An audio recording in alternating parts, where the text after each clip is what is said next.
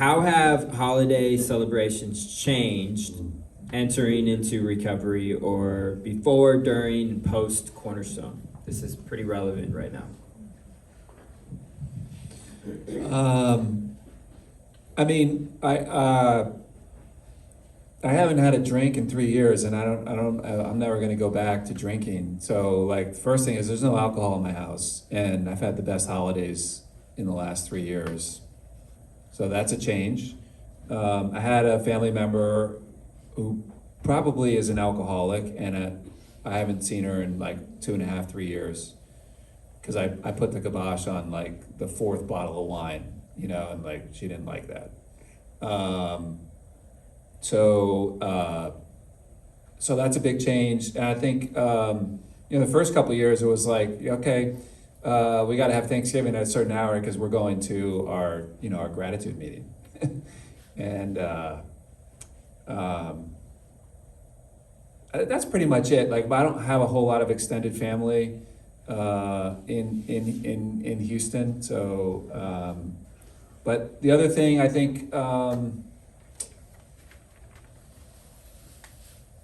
don't know. I would say that those are the biggest changes for me. Cool. So I spent my first year in Cornerstone at sundown for Thanksgiving and Christmas because my son was in sundown. He had relapse actually on Halloween. So holidays are overall kind of crappy for me in general. One thing that I learned in climbers was that for the holidays, one of the suggestions was that you minimize exposure to extended family because sometimes they don't understand, and so we started that. I was super happy that was a great suggestion. But then we were in Cornerstone for a couple years. We always had hosties, so.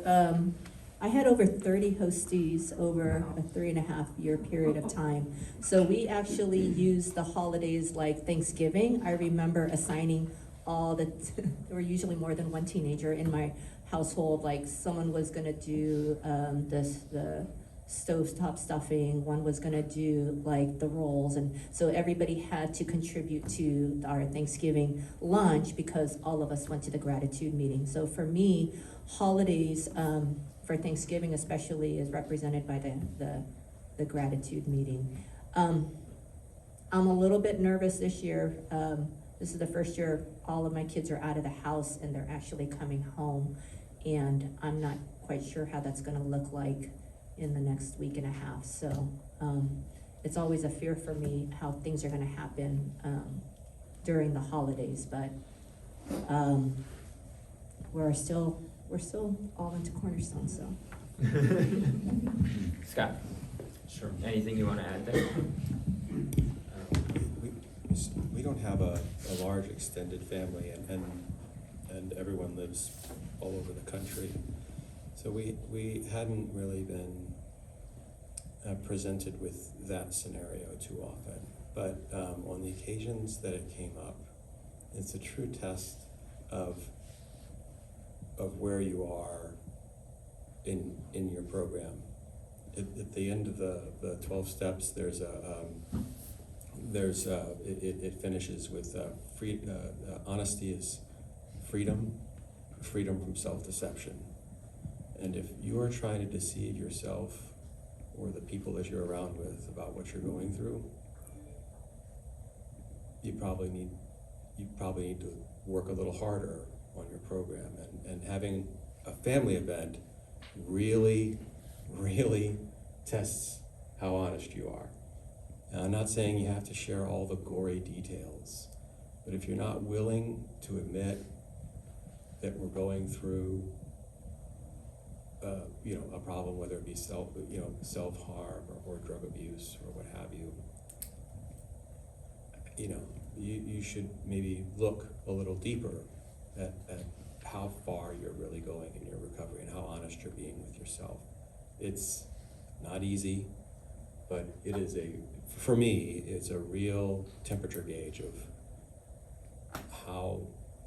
how honest am I being about my recovery and our recovery? And I will say one thing, I don't have any problem sharing where I am in my recovery, but one thing we did do with our son was, look, this is your story.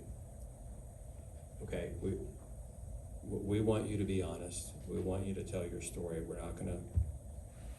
We'll support whatever you want, but we're not gonna lie. We're not gonna gloss over things. So when it came to the kids, it was not us telling his story or her story. They had to tell it. That's all. Great. Melissa? God bless you. God bless you. I think our holidays have definitely improved, at least for myself. I felt a lot better, like during the holidays, like being in Cornerstone. But one thing I really appreciate is, well, first, I'm not in the program because I was drinking. I've never really like cared for alcohol. It just never interested me. But like my parents drank, and I really like that there's like normally no alcohol or like very little at family gatherings, and if like people are drinking, it's normally not my parents, which I love because I don't like being around drunk, sloppy people. It's like just uncomfortable, and it's like, why I don't want to talk to you, and it's like weird. I just feel a lot more comfortable at family gatherings, and it's like easier. I think we get along better when like I'm not going through a crisis, and it's like we can just enjoy the time. And if there's drama, it's like normally not mine, which is pretty cool. So that's all. Nice. And I would just add to that real quick and say like that it would be regrettable to try to like force something these holidays and sacrifice many, many years of holidays moving forward. You know, if we gotta refocus and be like, okay, we need to do what we need to do right now, currently, to make sure that my kid and the family is safe, protected, taken care of. And if that means that we have to abstain this year and we miss out this year for what hopefully will be, you know, participating for the next 30 years, then so be it. And because recovery is really always got to be the number one concern for you, for your kid. And if you end up going to family gatherings, just have an exit strategy. You know, just have a conversation with your kid going in, just being like, hey,